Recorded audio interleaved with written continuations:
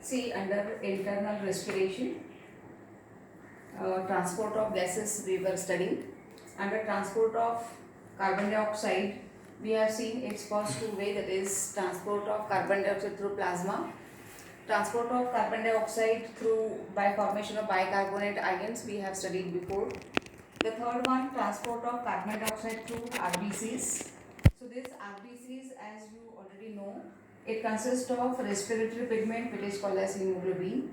Hemoglobin as a protein, it consists of amino group. So carbon dioxide combines with amino group of hemoglobin and results in formation of carb amino hemoglobin.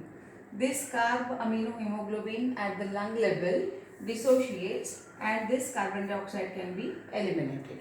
So this is the third way by which the carbon dioxide can be transported from cells to the lungs. Later on, the fourth part under mechanism of breathing is cellular respiration. As the name suggests, cellular respiration is the respiration at cell level. That means what happens in the cell. We are going to consider this is a cell. Cell consists of nucleus and all cell organelles. Inside the cell there is a presence of mitochondria, and this mitochondria, as we have studied last year, is concerned with cellular respiration.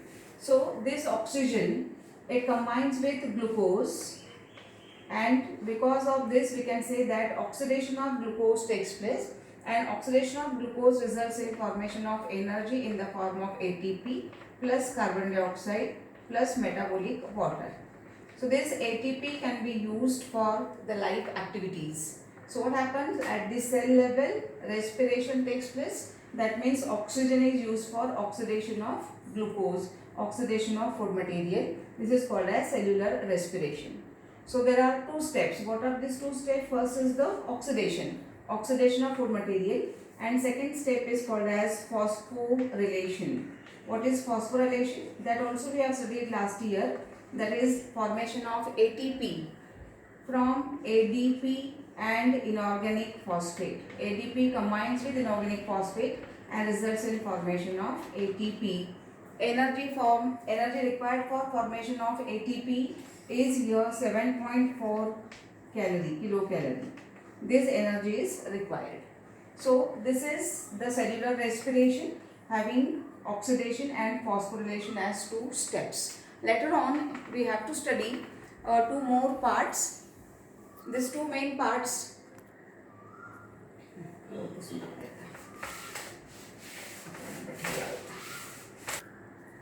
In the further part of this topic, respiration, four headings are there: regulation of breathing, modified respiratory movement, respiratory disorders, and ventilator. If you go through the book, this regulation of breathing, it involves the parts of nervous system. So when I am going to teach nervous system, at that time I am going to repeat this part, regulation of breathing. Secondly, modified respiratory movement like coughing and sneezing.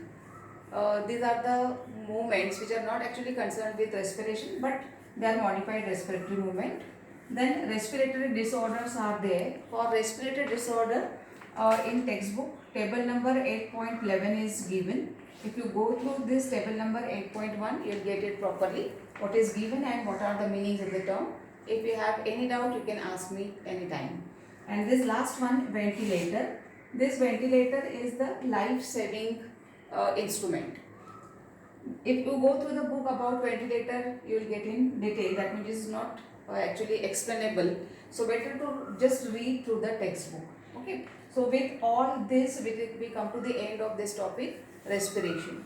After this topic, respiration, in continuation with the respiration, next topic, circulation is there. We will continue it in the next lecture.